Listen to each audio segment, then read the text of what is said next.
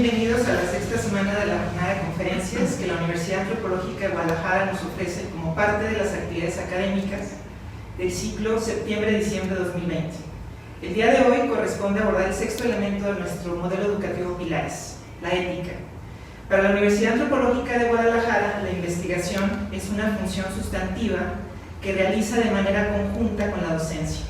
Consideramos a la institución como un ámbito privilegiado para la generación de conocimiento científico y humanístico, creando con ello nuevas aportaciones de acuerdo a la identidad institucional.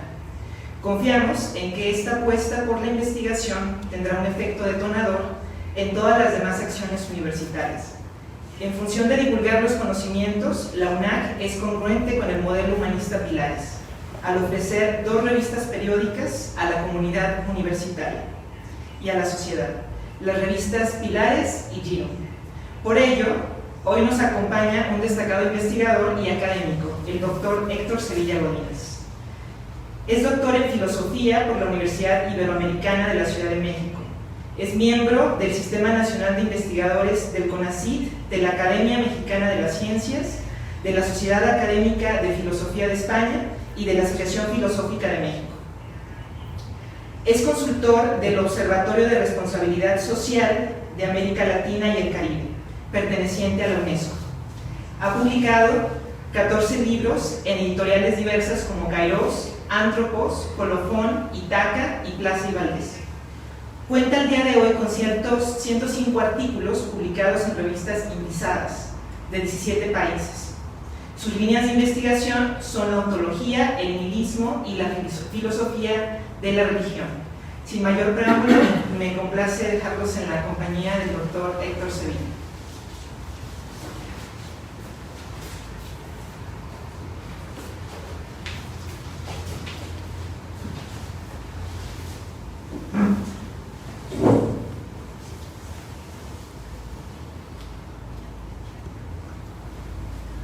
¿Qué tal?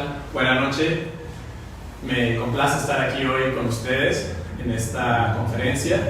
Me siento como en aquellas ocasiones en donde hay personas que viven en una isla y avientan una llamarada de humo como para comunicarse entre una isla y otra.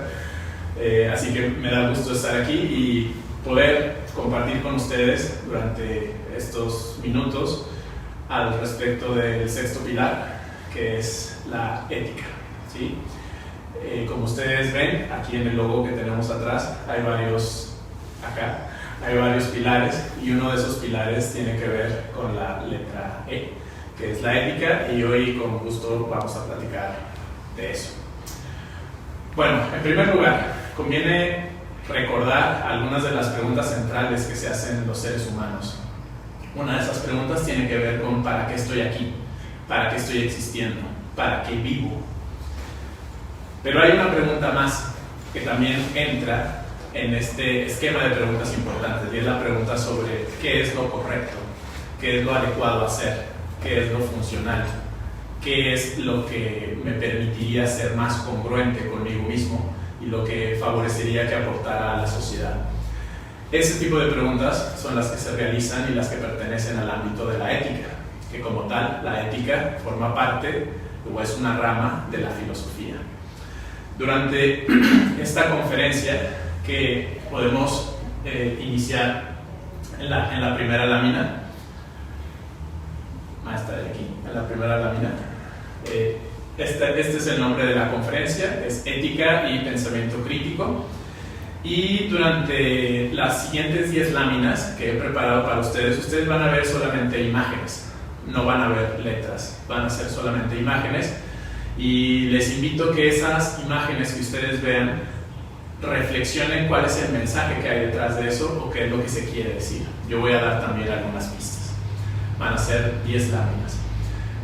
Quisiera que ustedes realizaran preguntas, que intervinieran también en esta conferencia, que no sea simplemente una especie de monólogo que realizo yo.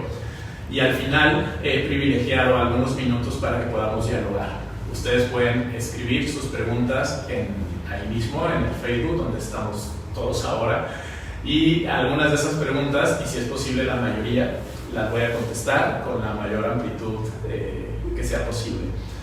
Esto es importante porque justamente la ética tiene que ver con preguntas que nos hacemos, no con suposiciones o especulaciones o con seguimientos o con sumisiones, sino con preguntas. La ética tiene que ver con cuestionar. Así que les invito a realizar preguntas y al final daremos un espacio para poderlas contestar. Bien, vamos adelante con la primera lámina. Primero quisiera hacer algunas acotaciones respecto a la moral. ¿Qué es la moral y qué posible diferencia existe entre la moral y la ética? Porque todavía, aún hoy, existen personas que lo ven como sinónimo o como si fuera lo mismo. Bueno, la moral y la ética no son lo mismo. En primer lugar, la moral tiene un origen, o la palabra moral tiene un origen latino, que es moris, y significa costumbre. Normalmente, cuando hablamos de una costumbre, a diferencia de un hábito que es individual, cuando hablamos de una costumbre nos referimos a algo social, algo que le pertenece a una colectividad, algo que tiene que ver con un grupo. En ese sentido no existe una sola moral, sino moralidades. El asunto es plural, es colectivo. Hay muchas ópticas desde las cuales ver lo que es correcto. Están las de los grupos.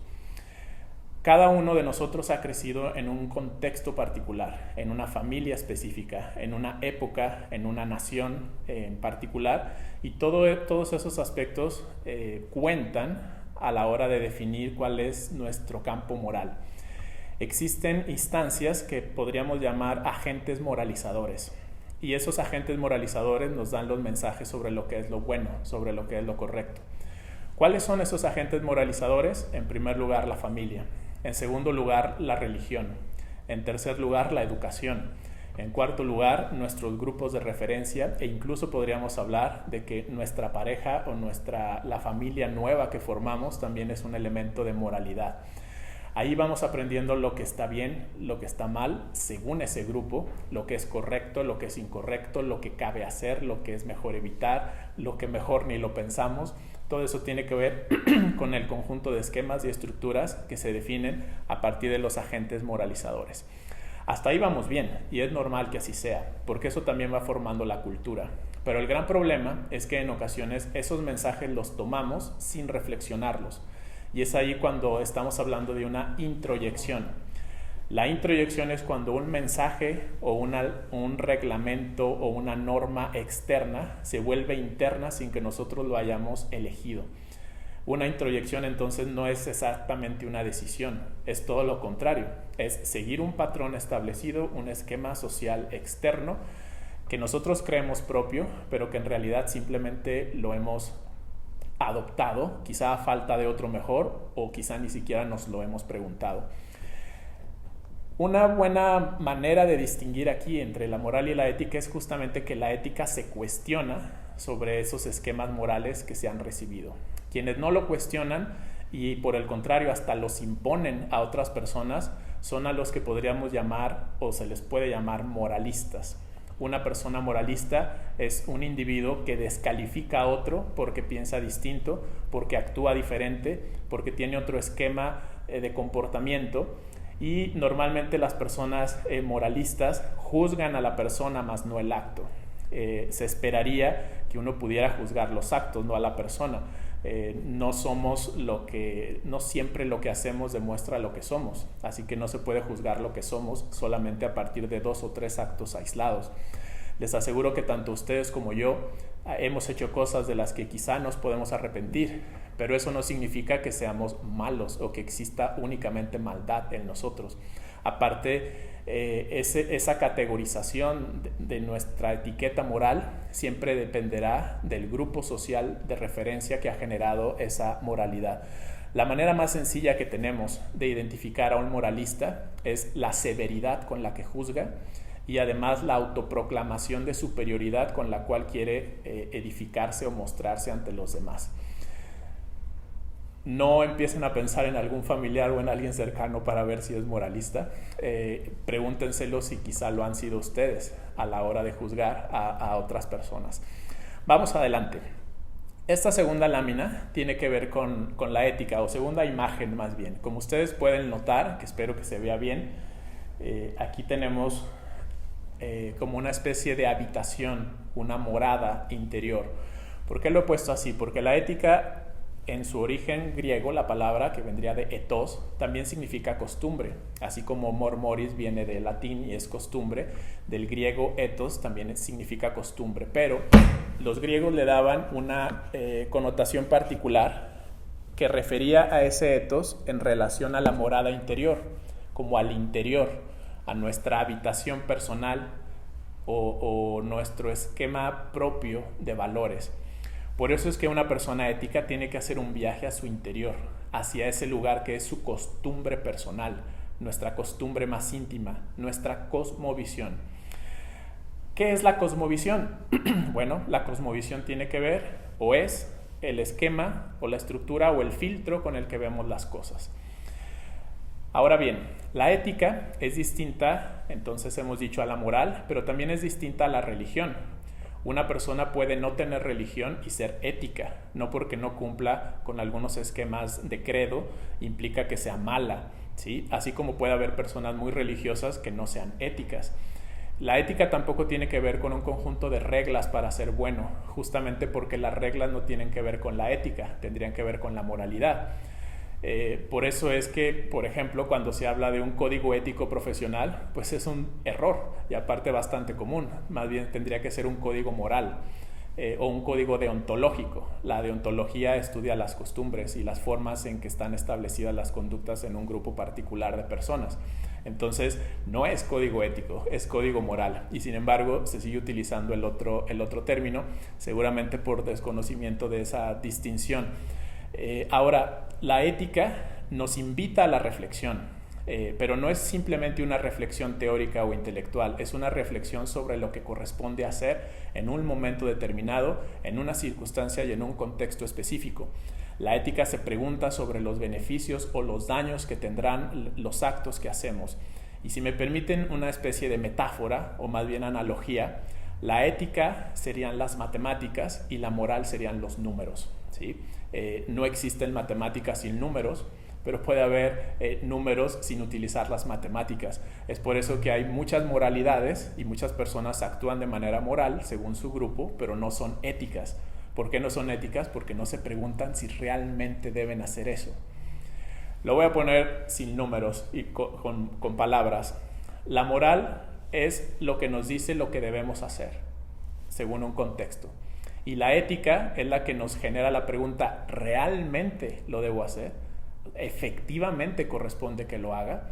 Como verán, la ética requiere de mucha más valentía, porque una persona puede actuar según los cánones o reglas establecidas en su grupo y le aplaudirán y dirán cuánta bondad tiene, qué bien que lo hace, qué bondadoso es, pero simplemente se adaptó seguramente. La ética implica confrontar, ser un poco rebelde, al menos en el sentido ideológico, revisar si realmente corresponde hacer lo que tenemos que hacer y a veces, evidentemente eso a algunos, sobre todo a los amantes del status quo, no les encantará que esas personas confronten sus patrones morales. Ser ético entonces requiere valentía, pero también existe un peligro posible, vamos adelante, y este peligro posible es que pensemos que nuestro criterio es el que debe imponerse a los demás. Es decir, cuando alguien diga, yo soy muy ético porque fui a mi morada interior, revisé lo que quería y elegí qué es esto, y ahora impongo a los demás. Si lo notan, eso sería una contradicción, porque tratando de ser ético, termino moralizando a otros, hago que sigan mis nuevas reglas. Y hemos dicho que la ética tiene que ver con reglas, pero no las impone, ¿sí? Así que finalmente, para evitar ese peligro, yo propongo que revisemos nuestro criterio. Por eso esta lámina es como una especie de binoculares que nos permite ver todo lo que está al fondo, es como toda la realidad que hay. Y nosotros, según sea el enfoque que tiene ese lente, es como veremos las cosas. O imaginen que yo ahora mismo, por algún motivo, pinto mis cristales de los lentes de color verde, pues todo lo que hay a mi alrededor lo voy a ver de color verde. No porque sea verde, sino porque ese es mi filtro. Entonces, si yo creo que mi filtro es el único verdadero, ahí es donde inicia el problema. Conviene entonces hablar, y con esto voy a la tercera parte de la conferencia, que estamos aquí mismo, donde estamos. Esta tercera parte habla de los criterios delimitadores. ¿Cuáles son estos criterios delimitadores? Bueno, pues son estructuras desde las cuales percibimos la realidad. Me gustaría hablar de algunos, los más importantes que ha habido en la historia de la filosofía. A mi juicio, evidentemente hay más, pero la conferencia no trata solo sobre eso, así que hablaré de algunos filósofos. Por ejemplo, Sócrates, hace 25 siglos, pensaba que el criterio central era el autoconocimiento. Entonces, si actuamos conforme a lo que sabemos de nosotros, actuaríamos correctamente. ¿Cuál es el límite aquí? Que no siempre nos conocemos, que no sabemos quiénes somos y entonces actuamos de maneras inapropiadas a partir de una idea ficticia de nosotros. Platón, que fue alumno de Sócrates, él más bien pensaría que podríamos actuar éticamente si utilizamos la razón. ¿Saben cuál es el problema aquí? Que no siempre somos racionales, que la mayoría del tiempo respondemos a las situaciones de manera emocional. Basta con que ustedes revisen entre las decisiones que han tomado en su vida y analicen de verdad y de manera honesta cuáles han sido efectivamente racionales, con un método racional casi científico y académico, que hayan visto pormenorizadamente lo que hicieron y por qué lo hicieron. Les aseguro que no siempre es así. Y ese es el límite entonces de la razón. Aparte, la razón también a veces nos condiciona y nos puede engañar. Aristóteles, que fue alumno de Platón, él más bien pensaba que el criterio desde el cual podríamos evaluar y ejercitar nuestra perspectiva de las cosas debería ser la felicidad, aquello que nos haga felices, que le podríamos llamar eudemonismo. El eudemonismo es la búsqueda de la felicidad. Y en la postura aristotélica, la búsqueda de la felicidad no debería estar desconectada de la virtud. Esto es muy importante, porque algún crítico podría decir, ¿qué tal si yo soy feliz lastimando a otros? Desde el esquema de Aristóteles eso no cabría, porque la felicidad tendría que estar conectada con la virtud y la virtud implica no infringir daño en otras personas. Sin embargo, el límite respecto a la felicidad es que de pronto las personas no se han dado la oportunidad de reflexionar sobre lo que de verdad los hace felices. Y entonces adoptan los criterios ajenos sobre lo que nos debe hacer felices, y eso es lo que nos propicia crisis. La crisis dominical, por ejemplo, de las personas que dicen, he hecho todo lo que me han dicho que debo hacer para ser feliz y sin embargo no lo soy. He cumplido todas las reglas y todas las normas y todos los procedimientos que se me han inculcado para ser feliz y sin embargo me siento vacío. Posiblemente ese sea el límite de esta propuesta o criterio aristotélico, que si bien es cierto que la felicidad nos puede proporcionar un sentido, también nos podemos equivocar pensando en que nos hará felices algo que en realidad simplemente lo introyectamos. Ahora, los epicúreos no se metían en tanto problema. Ellos no involucraban la felicidad, ni la razón, ni el autoconocimiento. Para los epicúreos, que podríamos pensar que eran como los primeros empiristas, lo importante sería el placer. El criterio para definir que algo es correcto es si me da placer. Y de eso se derivó después el hedonismo, de hedoné, que significa placer.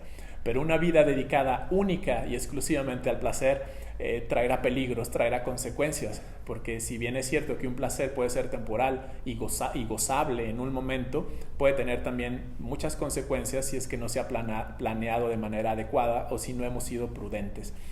El estoicismo o el grupo de los estoicos pensarían que en todo caso el criterio tendría que ser no el placer, sino aceptar el orden del cosmos.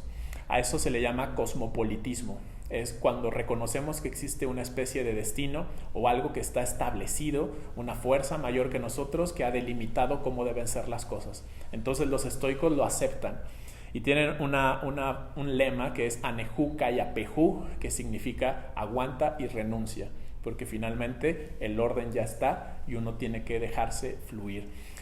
Hasta cierto punto eso es un poco parecido al esquema budista, que es renunciar, desapegar, soltar. Pero aquí el límite posible es que posiblemente dejemos que fluyan cosas que a lo mejor podemos cambiar. ¿Cuál es el criterio para saber hasta qué punto está en nuestras manos modificar el orden de las cosas? ¿Cuál es la forma de saberlo? Como ven, la ética sigue siendo necesaria. No es nada más subirse al tren de un criterio y seguirlo ciegamente, sino que hay que seguirlo repensando. En la ética cristiana, el valor más importante sería el amor. Y Agustín de Hipona, o también conocido en sus contextos como San Agustín, diría una frase elemental que es: ama y haz lo que quieras. como en la idea de que el amor garantizará que todo lo que hagas en nombre de él, o de eso, o de ello, estará bien. Pero hay un límite ahí, porque el amor, o la palabra amor, es quizá una de las más polisémicas, tiene muchos sentidos, tiene muchas interpretaciones, y quizá lo que para mí es estar actuando con amor, lo cual justificaría mi conducta, puede que simplemente sea apego, o puede que sea dependencia, o puede que sea otras muchas cosas que nada tenga que ver con el amor. Así que si realmente haré una ética del amor, tengo que ser muy consciente de las maneras en que amo, y si no existe alguna traba psicológica o un condicionamiento para justificar lo que hago en nombre del amor. En la ética kantiana lo central es el deber, pero centrados mucho en el deber, quizá nos terminamos robotizando, como simplemente cumpliendo las cosas porque corresponde hacerlas, y se pierde la emocionalidad por la cual abogarían tanto los epicúreos, por ejemplo. Sartre, que es un existencialista francés que murió en 1980, para él lo más importante tendría que ser la libertad, no aquello que hacemos o aquello que decidimos, sino la libertad con la que lo hacemos. Para él ese es el criterio, es la manera de percibir lo que es importante. Lo malo sería lo que nos quita la libertad, lo bueno lo que nos la da. Evidentemente hay un límite con Sartre, y se lo hicieron saber en cuanto a que la vida es demasiado estructurada y no somos de pronto tan libres como para pensar que ese es el criterio. Justamente Michel Foucault, posteriormente, uno de los principales representantes del estructuralismo, dirá, pues nuestra libertad no es más que una especie de utopía que nos permite sentir que vale la pena creer que decidimos, y ahí obviamente enfrenta a toda la postura sartreana. Los pragmáticos más bien les interesa lo útil. El criterio pragmático es lo que me genere dinero, lo que me genere poder de consumo, y ese tristemente es uno de los criterios más comunes, que más existen en nuestra sociedad actual. Ya no se ve tan importante eso de la felicidad, o a veces se suprime o se cree que la felicidad tendría que ver con el poder económico o la supremacía que puede dar el poder adquisitivo. Bueno, todos estos criterios que he estado elaborando aquí nos dan paso a la siguiente lámina, que es: no basta con reconocer el criterio que tengo en cuanto a mi enfoque moral, sino que necesito tener pensamiento crítico. Y ahí es donde el pensamiento crítico se conecta con la ética. De hecho, el pensamiento crítico es una herramienta sine qua non, o sea, es elemental para la ética. Si no hay pensamiento crítico, eso no es ética, es moralidad, es simple moralización. ¿Por qué he puesto esta imagen? Que seguramente aquellos de ustedes que les guste la música la ubicarán como la portada del álbum Dark Side of the Moon del grupo Pink Floyd, que es un álbum grabado en 1973, cuyo track es, bueno, no les voy a platicar los tracks del álbum, pero verán que esta es la imagen, y para mí lo que representa es que una situación, que sería este rayo, se puede ver de diferentes maneras. Por eso son los colores. Hay muchas perspectivas a partir de algo que parece simple. Hay una multiposibilidad. Obviamente no necesariamente se le tiene que dar esa interpretación a este prisma, y seguro no es la interpretación del grupo Pink Floyd ni nada al respecto, pero es con lo que yo asociaría el pensamiento crítico. Una persona no es crítica por decir la verdad es la que yo digo. Una persona es crítica cuando es capaz de autocriticarse, cuando es capaz de revisar su propio esquema de pensamiento, cuando es capaz de decir me equivoqué y soy tan crítico que ahora lo reconozco y lo veo, y posiblemente tú tenías razón. Es decir, una persona crítica ya superó esa etapa absurda, infantil y quizá adolescente, en donde decimos competiremos a ver quién gana, a ver quién tiene la razón. Un crítico podrá decir abonemos juntos, dialoguemos, y quizá me equivoqué y me puedo nutrir de lo que tú puedes decir. Esa humildad no es tan común, y yo he escuchado a muchos que se juzgan a sí mismos como pensadores críticos, pero en realidad lo único que hacen es criticar a otros, desmantelar sus argumentos, y a veces de manera inapropiada, inadecuada o hasta irrespetuosa. ¿Cuál es el método que yo les podría plantear? Que es un método personal que yo he tratado de aplicar y que en algún punto tendré que escribir al respecto. Es un método que tiene 3 pasos. El primer paso es indagar. Indagar significa investigar, averiguar, constatar, buscar las fuentes, ir más allá de lo evidente, si gustan, tratar de descombrar las cosas que se observan para ver qué hay a la profundidad. Eso sería indagar. Y puede que cuando indaguemos nos demos cuenta de que estamos equivocados o que un sistema está siendo injusto. Cuando eso sucede, entonces toca el segundo paso, que es confrontar. Confrontar, que implica poner frente a frente o encontrarme con otra postura. Ahí es donde denuncio, ahí es donde hago notar la equivocación, ahí es donde muestro que algo está sucediendo, o si es mi caso, es donde me cuestiono, me reviso, me analizo y quizá mejoro. Y el tercer paso, después de indagar y de confrontar, es detonar. ¿Qué significa detonar? Es propiciar posibilidades, propiciar que el cambio emerja, hacer lo necesario para que la situación sea diferente y sea mejor. No nada más basta saber cómo serían mejor las cosas, hay que hacerlo. Por eso hay que detonar las circunstancias. Y no siempre hay que hacerlo uno mismo, también hay que propiciar que otros colaboren, que otros lo hagan.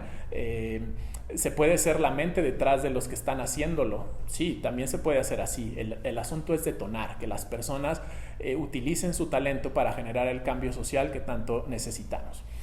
Vamos a la quinta gran idea, o la quinta idea detonadora. Justamente lo que estoy tratando de hacer aquí es detonar, precisamente detonar ideas, detonar reflexiones en ustedes. Y acuérdense de anotar sus preguntas, que al ratito las vamos a revisar, y la maestra Jackie está anotándolas. Se acaba su tinta ya de tantas preguntas que andan llegando, ya está constantemente revisándolas. Bueno, ahora, ¿qué es la metaética? Este concepto quiero involucrarlo aquí. La metaética es cuando analizamos los criterios de la ética. Cuando nos damos cuenta que a lo mejor no solamente es reflexión, sino que puede que esté involucrado un asunto psicológico. Les explico un poco esto.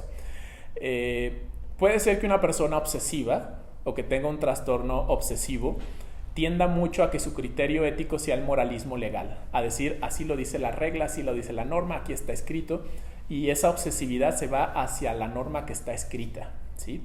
O una persona narcisista, que también obviamente tiene que ver con un elemento psicológico, posiblemente se enfoque a un criterio epicúreo, es decir, generar su propio placer. Está bien si yo me siento bien, pero el problema es que me llevo, como dicen, de corbata a muchas otras personas solamente por mi bienestar. La persona narcisista tiene que enfrentarse a sí mismo y darse cuenta de que puede estar dañando, de que podría estar siendo algo así como un parásito, y aparte está justificando desde su reflexión lo que hace. ¿Sí lo ven? Entonces la metaética es reflexionar sobre los mismos criterios de la ética, y esos criterios de la ética son con los que reflexionamos sobre la moralidad. Como ven, estamos escalonados. ¿Quieres el aspecto básico? Actúa moralmente según tu grupo de referencia.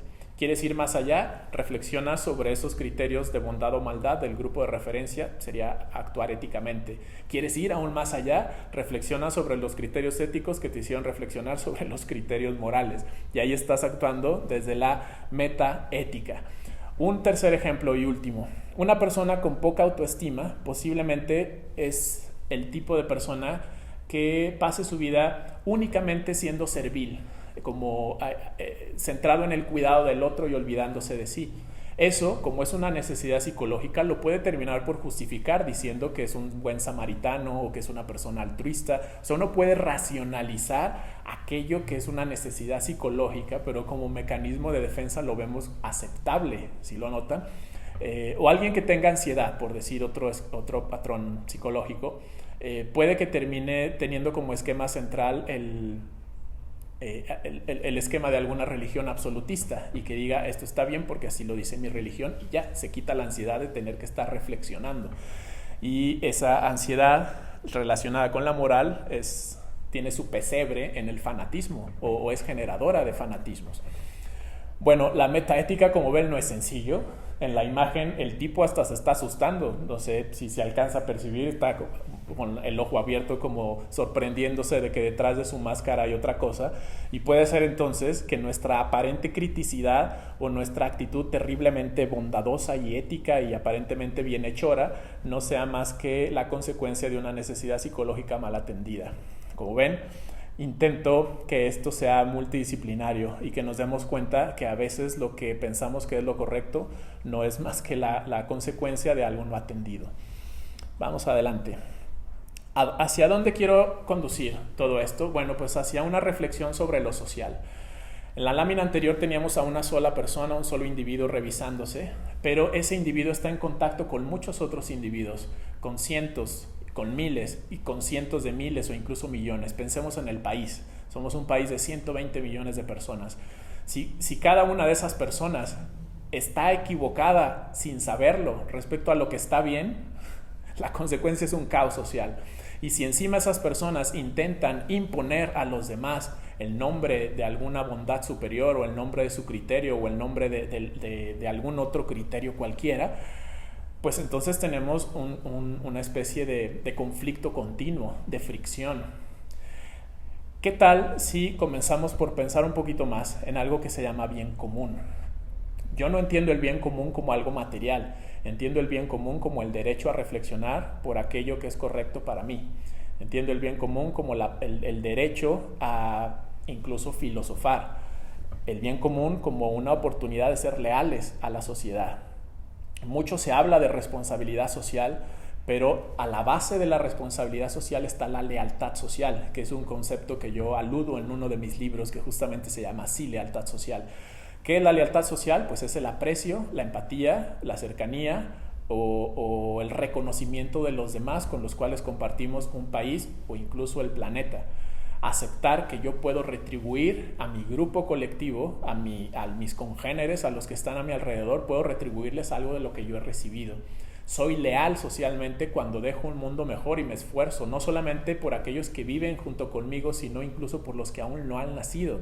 Y dejo un mundo mejor y cuido el medio ambiente y hago cosas que ofrecerán un legado. Hay dos ejemplos de que esto no es una simple utopía, y lo voy a decir con dos palabras, paideia y bushido. La paideia es la actitud que tenían los griegos en la antigüedad griega, hace 25 siglos, hablando del amor hacia la polis. La polis era la ciudad. Y ese amor hacia la polis que tenían los griegos les hacía, en esa época al menos, retribuir socialmente. El bushido, ¿qué es el bushido? Pues es la ética de los samuráis, es una ética japonesa. Y el bushido consiste en centrarse en el honor. Su criterio sería el honor, hacer por la sociedad algunas cosas. Y son tan radicales que si sienten que no han sido honorables, estos samuráis son capaces de quitarse la vida, que es lo que se conoce como el harakiri, ¿sí? Que de pronto lo utilizamos mal y utilizamos harakiri cuando hacemos algo incorrecto o nos equivocamos. Es una inapropiada utilización del término. El harakiri es el acto en el cual reconozco que la sociedad estaría mejor sin mí. Ojo con eso, es radical ciertamente, pero aprendamos un poco de esa honorabilidad. Es decir, he fallado, yo samurái he fallado y por tanto los libero de mí. Una cosa importante, no estoy promoviendo el suicidio ni mucho menos, hay que entenderlo bien, es la honorabilidad por encima de todo, y eso tiene que ver con la lealtad social. No podemos ser leales si estamos robotizados, si no nos ponemos a reflexionar, a leer, a profundizar, a ser críticos. Nos pueden manipular las redes sociales, los medios de comunicación, los sistemas políticos, los esquemas económicos. Pregúntense simplemente cuál es su idea de éxito. Si tu idea de éxito la adoptaste y no sabes por qué la tienes, posiblemente simplemente te han robotizado. La mayoría de las personas asocia éxito de forma casi inmediata con poder económico.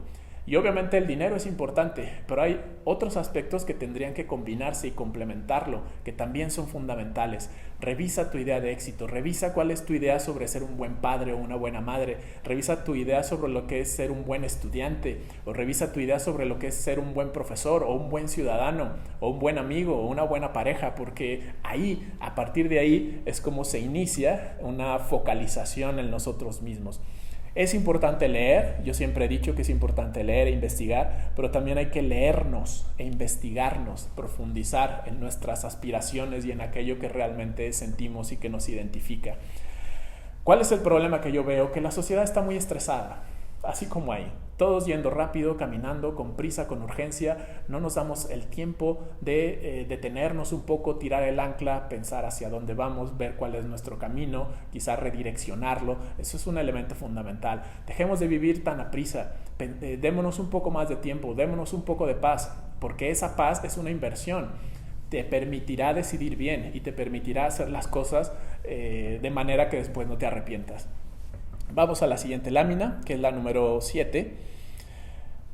He querido incluir el término de la libertad y este concepto de la libertad, no porque piense que podemos llegar a una libertad absoluta, creo que eso es una falacia, y también me parecen falaces aquellos que se autoproclaman como libres pensadores. Creo que más bien nuestros esquemas de pensamiento están muy influidos, a veces determinados por las cosas que vivimos y por nuestros contextos. No hay libres pensadores, hay pensadores críticos que analizan lo que reciben de la sociedad. ¿Contra qué tendríamos que estar? Pareciera que estoy siendo demasiado combativo y que digo que hay que enfrentarnos a otros. Lo principal a lo que tenemos que enfrentarnos es a nuestras propias ideas sobre lo que es correcto. A eso Erich Fromm le llamó conciencia autoritaria. Erich Fromm, que fue un psicólogo y filósofo que estuvo mucho tiempo en México, escribió un libro que se llama Ética y Psicoanálisis, aunque el título original es Looking for Myself y la traducción fue Ética y Psicoanálisis. Pero en ese libro él habla que tenemos una especie de confusión cuando pensamos que debemos escuchar la voz de la conciencia dentro de nosotros. Nos creemos aquello de obra según tu conciencia y obrarás bien. Bueno, pues lo que Erich Fromm dice es que esa conciencia que nos habla, así como Pepe Grillo le hablaba a Pinocho, en realidad no necesariamente es tan libre, sino que es la repetición de las voces que las autoridades o los agentes moralizadores nos impusieron. Entonces, esa vocecita que está dentro no es mía, no necesariamente es mía. Por tanto, la frase obra según tu conciencia, yo la completaría con piensa, reflexiona sobre lo que te dice tu conciencia y analiza si eso es lo que realmente corresponde hacer. La respuesta inicial que tenemos es de orden moral. Contravenir o contrarrestar o confrontar esa inmediata respuesta casi automática, esa es la labor de la ética, que yo diría ejercicio ético, poniéndolo como verbo y no como un asunto de sustantivo. Ahora, en nuestra laminita 8, obviamente, en la anterior tuvimos varias personas caminando, pero en esta 8 me he enfocado hacia la ayuda directa que hacemos. La ayuda es individual. Ciertamente podemos ayudar a todos, pero hay que hacerlo uno a la vez. Hay que ayudar de uno a uno.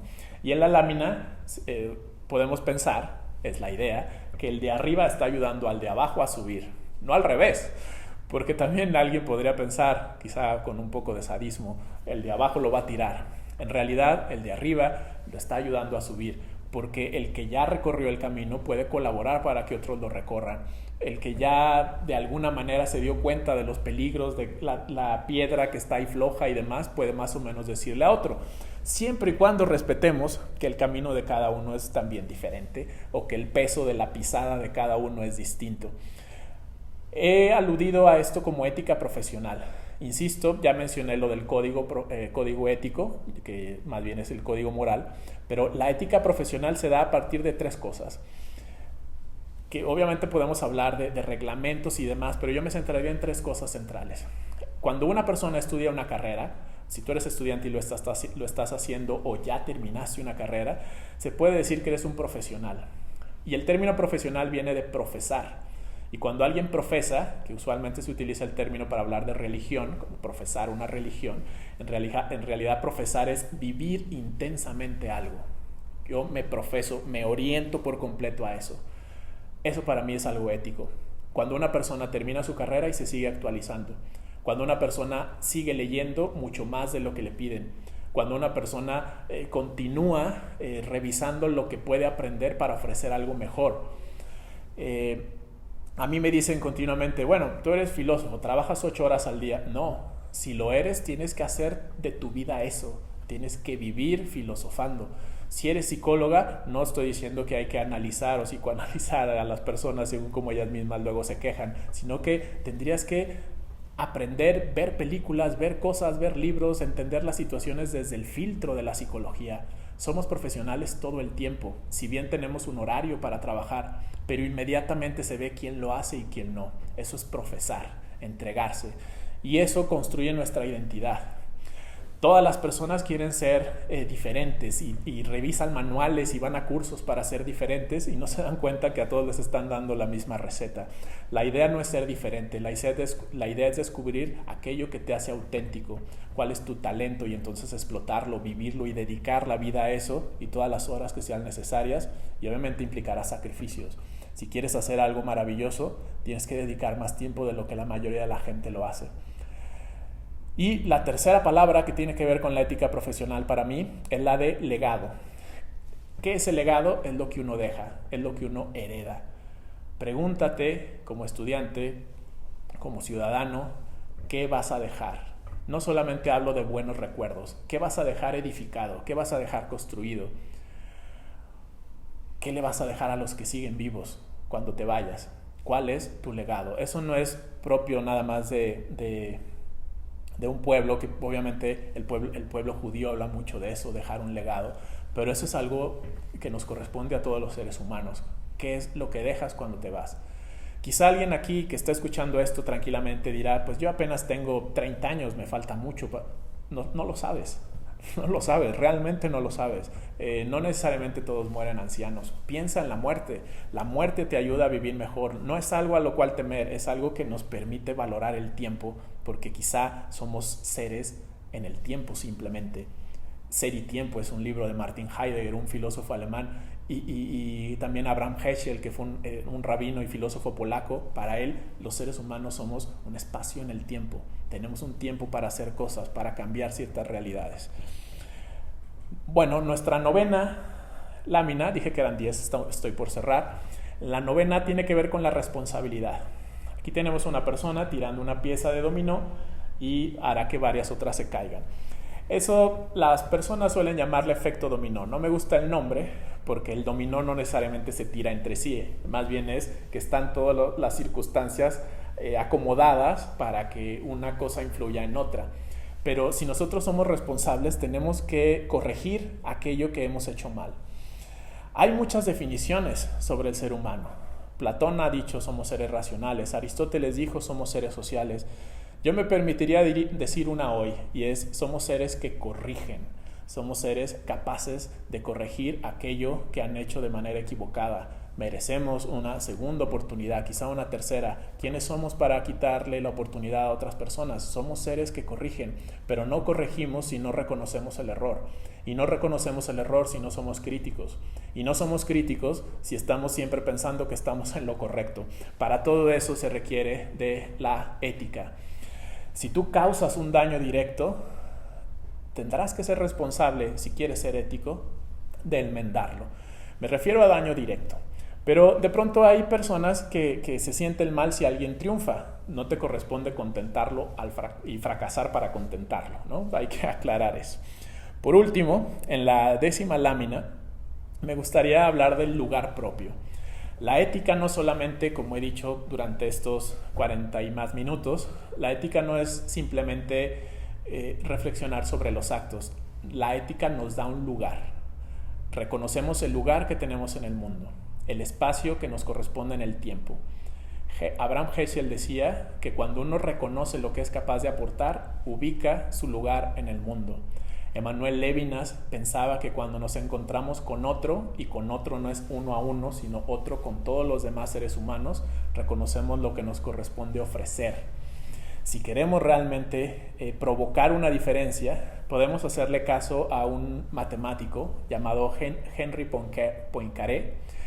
Henri Poincaré decía que una pequeña variación hace la diferencia, por más diminuta que sea. Cuando un sistema que está establecido, como en el del efecto de las piezas de dominó, cuando algo no está en su lugar, entonces generará un efecto problemático. Pero si se acomoda esa pieza, entonces puede generar cambios. No creas que los cambios que tú puedes hacer son pequeños, que no valen la pena o que da igual y otro los puede hacer. Si realmente los haces, se puede generar un cambio mayor en tu grupo social, en tu grupo de referencia, en tu familia. Por eso es que nuestros actos definen también en buena medida lo que aportamos a los demás y construyen nuestro legado. ¿Cómo concluiría todo esto? Te invito a que pongas atención, que focalices. Esa atención te llevará a la criticidad. La criticidad es el fundamento de la ética. Si actúas con ética, es muy probable que seas congruente. Si eres congruente, no hay manera de que no vivas con plenitud. Y si eres plenitud, seguramente te interesará construir el bienestar social. Bueno, pues hasta ahí lo que tengo. En esta lámina he puesto como preguntas y ahora mismo estoy enteramente dispuesto y muy interesado en escuchar las preguntas que se hayan generado durante este tiempo. Charlie Jiménez Muñoz pregunta: ¿qué tiene mayor peso, lo justo o lo correcto dentro del tenor de la ética? Bueno, tendríamos que revisar cuál es el parámetro de lo correcto. Quizá está hablando de lo correcto como lo bondadoso, lo correcto como lo benéfico. Todos conocemos la definición de justicia, de dar a cada quien lo que le corresponde. El problema con la justicia es que no decimos quién lo va a definir, ¿no? Quién es el que va a establecer lo que le corresponde a cada quien. Es como en un sistema de proletariado y burguesía, pues quizá el burgués o el dueño de alguna organización dirá: hay que tratar al obrero así, y el obrero dirá: no, eso no es justo. Y cada uno tiene un parámetro de la justicia. Como ven, entonces, ¿qué es lo que corresponde? ¿Quién lo va a definir? En concreto, respondiendo a esta pregunta, ¿es mejor lo justo o lo correcto? Depende de cuál es el criterio. Me regreso al asunto de los binoculares. Independientemente de la respuesta que yo le dé al chico, era un chico, que yo le dé, dependerá de cuál es el criterio de lo justo y cuál es el criterio de lo correcto. Entonces, ninguna respuesta lo responde si no hay una contextualización de qué es lo justo y qué es lo correcto en ese caso concreto. Max Eduardo Gómez Jones dice: me interesaría conocer alguna reflexión del doctor Sevilla sobre la relación entre la ética y la eudamonía, si es posible. Si es que existe. Sí, justamente, Max, ¿qué tal? Buenas noches, me da gusto saludarte. Justamente la relación está, al menos en el eudemonismo, que yo aludí en Aristóteles, como búsqueda de la felicidad, la ética como construcción de una felicidad y por tanto la conexión de la felicidad con la virtud y el reconocimiento de lo que tenemos que hacer para construirla. Hay una conexión porque no hay manera para mí de encontrar plenitud dejando a un lado a la ética. Y creo que tampoco hay manera de ser honestamente ético y no encontrar cierta felicidad o cierta plenitud. Esmeralda Delgado pregunta: si se es bastante ético, ¿podría confundirse con el ser pragmático? Bueno, no. En realidad, algunas veces una persona ética no actúa porque hay cierta virtud del no actuar o el no intervenir o en permitir que ciertas cosas sigan su rumbo. De ahí aquella frase conocida de: espero ser tan sabio como para reconocer cuándo debo actuar y cuándo no. Entonces, a veces lo pragmático no siempre es una respuesta, también hay una respuesta al no responder. El silencio también dice algo. Por ejemplo, cuando no se interviene en una situación, pero porque se permite que la persona aprenda, no estamos siendo pragmáticos, pero sí estamos siendo éticos. Alfredo Vivas dice: el desarrollo ético de una persona implica un pensamiento crítico. Por lo tanto, ¿cómo fomentar desde la educación el pensamiento crítico ético? Justamente no imponiéndolo, no diciendo esto es lo correcto, esto es lo que tienen que hacer, estos son los lineamientos, esto es lo que corresponde, sino más bien generando la reflexión. La ética se nutre de la reflexión, es el alimento de la ética, el discernimiento, el pensamiento crítico. Entonces, eso es todo lo contrario al adoctrinamiento. A mí a veces me da tristeza que se piense de pronto en la ética como un conjunto de reglas o una moralización o una imposición. Y hemos dicho que no es así. Si yo quiero enseñar a los estudiantes, no les voy a enseñar la ética, les voy a promover y generar el interés para reflexionar y descubrir aquello que es lo correcto para ellos.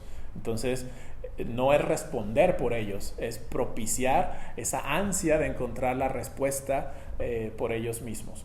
Es una discusión interesante que tiene 25 siglos. Yo, en el libro El Menón o de la virtud, que escribe Platón y que utiliza a Sócrates para darle voz a sus ideas, se hacen esta pregunta: ¿es posible educar en valores?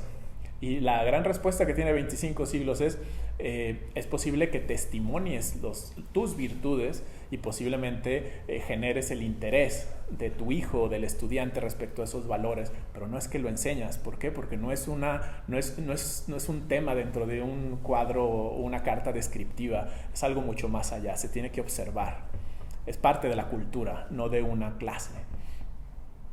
Salvador Gómez Limón comenta: es importante considerar la relación existente entre la ética y la moral, ya que ambas son responsables de la construcción de la base que guiará nuestra conducta y nuestro proceder, que al final determinan el carácter y de enseñar la mejor manera de actuar y comportarse en sociedad. Bueno, entiendo que es un comentario, solo que veo que está conectado ética y moral, y hemos dicho que hay una diferencia entre una y otra, pero entiendo que no es pregunta. Vamos a ver qué pregunta hay. Luis Sánchez García pregunta: entonces la ética es la reflexión interior aunado en hechos externos que busque la felicidad, lo bueno para los demás. No solo eso, ese es un criterio que sería el aristotélico, el que busca la felicidad. Recuerda que no todos los criterios buscaban la felicidad, otros buscaban el placer, otros el honor y demás. Finalmente sí es una reflexión interior, pero también recordemos que no hay nada interior que antes no haya sido exterior. Es decir, todo aquello que nosotros consideramos nuestras ideas las hemos adoptado de alguna manera. Cuando hablé de la ética como ese espacio interior y pusimos la choza de la persona que estaba ahí como en su morada, sí lo hago porque implica una reflexión, una interiorización. Pero no necesariamente esa interiorización implica la felicidad. La felicidad es importante, a mi criterio está un poco sobrevalorada. Yo le daría más importancia a la congruencia, a la plenitud o a algunas otras cosas, pero es un criterio desde el cual partir. Y además, una persona que intente ser feliz también tiene que ver sus medios para la felicidad, porque ¿qué tal si a mí me interesa ser feliz lastimando a otra persona? Por ejemplo, un sádico, ¿no? O a lo mejor alguien que no construye socialmente, sí genera riqueza, se siente muy feliz, pero eso no fue suficiente para ser ético. Ese es un simple criterio moral, pero no nos hace ser éticos. Buscar la felicidad es muy común. Cuidar las maneras en que lo logramos, eso es la diferencia. Bueno, pues bien, me parece que ya no hay más preguntas. Les agradezco este tiempo que han dedicado a esta conferencia. Ojalá la puedan compartir, ojalá la puedan revisar después, la tengan ahí. No es nada más para esta vez en vivo, o sea, pueden echarle un vistazo en cualquier momento. De esta semana a la siguiente viene una conferencia con la que se terminan los ciclos de conferencias. Eso, pues bueno, los invito a que también lo tomen en cuenta. Si quieren ver un poco más de mi trabajo, de lo que yo he hecho, pueden revisar mi página, que es hectorsevilla.com. Y bueno, pues yo los sigo invitando a construirse dentro de los pilares de este modelo educativo. Agradezco su espacio, su tiempo. Les deseo que se cuiden mucho, porque hay que estar vivos para ser éticos, ¿no? No podemos ser éticos si no cuidamos nuestra vida, así que sobrevivamos. Esto es muy importante, cuidémonos y construyamos después lo que sea posible construir, porque esto terminará muy desedificado. Así que tengamos también resiliencia, seamos éticos, pero también colaboradores, entendamos que todos estamos viviendo circunstancias difíciles, de estrés, de ansiedad, de preocupación, de miedo, de duelo en algunos casos. Entendamos eso, conectemos con otros, empaticemos, démonos cuenta de nuestra realidad humana, y quizá si conectamos con lo personal entre todos, quizá podamos darnos cuenta de nuestra conexión con lo transpersonal y aquello que le da sentido a todo esto. Bueno, muchas gracias. Universidad Antropológica de Guadalajara, 35 años de ser, la universidad humanista.